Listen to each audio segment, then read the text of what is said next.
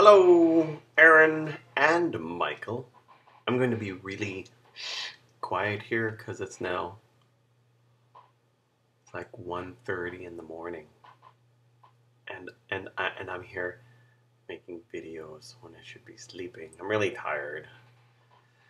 I do a weekly podcast and a weekly video review kind of thing, and so we do all our recording and stuff like that on Fridays. Erin was all worried about her video being all so boring and they're talking about nothing. And I don't know if you've seen any of my video comments, but that's all I do.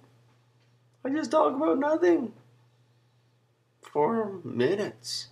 I think if you were to combine them all together, it might even be hours.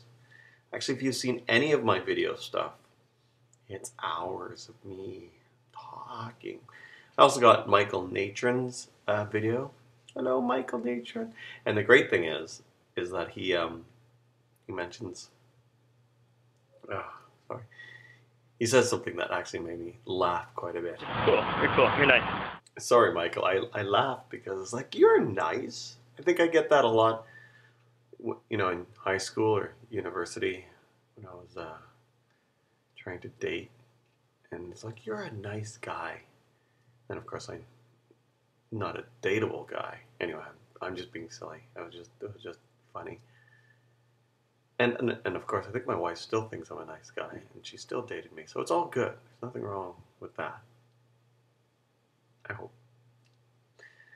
And I hope you're having fun. And I guess, if I remember correctly, Erin was going to pick you up. I was noticing either on Facebook or on Twitter. Because I'm creepy stalker man. And Erin asks a question. And so let's get to that question as opposed to me tangenting and making this video any more longer than it already is. And it's almost 2 a.m. I am tired. And this is a legitimate, real question. I would really like an answer on this one. I'm very interested. So how do you and Debs write your music? Wait, so the other questions you asked weren't legitimate? You're trying to be polite? I'm teasing. Anyway, how do Debs and we haven't written a lot of music together, funny enough, but we haven't written a lot. I've actually written a music with a lot of people throughout FAWM, which is great, which is why I love FAWM so much, because of all the music I've written with everybody. Some of it has been very simple, so I might either write the music or the lyrics. So let's say somebody has, I've got these lyrics, can you write music to them? And so it's like, okay, so I'll take the lyrics and then I'll just write the music. Other times it might be something, I've got, could you write some lyrics to some music I have? And it can vary. Either they don't have the music or they already have the music.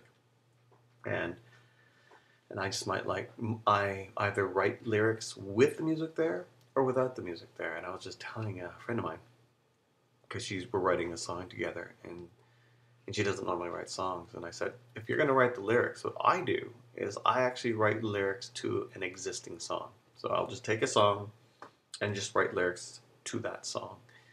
And I don't tell the other person what the song is, but then it helps them with rhyming and scansion and different things like that if I have an idea.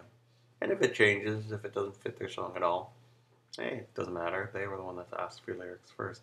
When I collaborate completely, it depends. Sometimes I think it was with Debs even what we did is we needed to write a song and we were writing the lyrics together. So we'd open up a Google Doc and it would be shared, and then we'd go into the spreadsheet version. And the great thing is that you can I could say, okay, could you work on the chorus down here while I work on the verse up here, and I'll type up the verse and she's typing out the chorus, and maybe we can have different versions and things like that throughout. And then maybe each column will have our notes or different versions. And that's probably the easiest way to do lyrics, I find, And then as we sing them, then we'll change whatever to make things fit. What we have done as well, which was kind of hard, was and even a bit intimidating, was we did an a cappella version of one of Charlie Sheen's song, and so we just did all the parts right there, just as we were singing it and listening to it. And Debs is a better singer than I am, and she has an ability to hit notes like bang on, and I have an ability to not hit notes. So I'll have to take a couple takes, but it came on. It came along quite well at the end, so that was good. For music, it depends. The one time I did with Cow Exchange, and it was really cool, is that he had because he lives in Wisconsin, I forget, and what he did is that he had a video camera that was focused on his music stuff. And so we were in Gmail chat on video, and he would be playing chords out.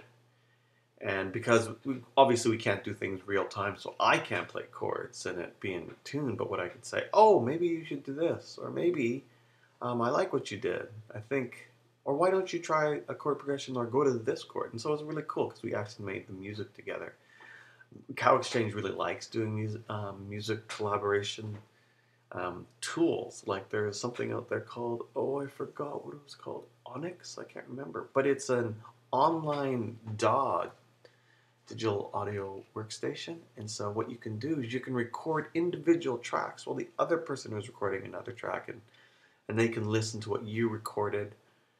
And it's really cool. I can't remember what it's called. He'll remember. Which reminds me, I have to write a song with him. So I write songs in a variety of different ways. But to get back to the duo thing with Debs and I, sometimes I usually write lyrics and she usually writes music. She's better at writing music than I am. And I'm quicker at writing lyrics than she is. Now with Debs and Errol music, since it's not really serious, it's not very emotive at times, it's easier for me to write those lyrics. I guess if we were to write serious lyrics, then maybe Debs could do that, although then she'll take a while, maybe a long time, to get into it. I don't know. But we have written lyrics together, and I don't know, have we written music together? I don't think so. I don't think she trusts me. Oh dear, it's getting late. And I had all sorts of things I wanted to talk to, but I'm really tired. I guess it didn't help that I drank some cider. So let's get back to Miyazaki quickly.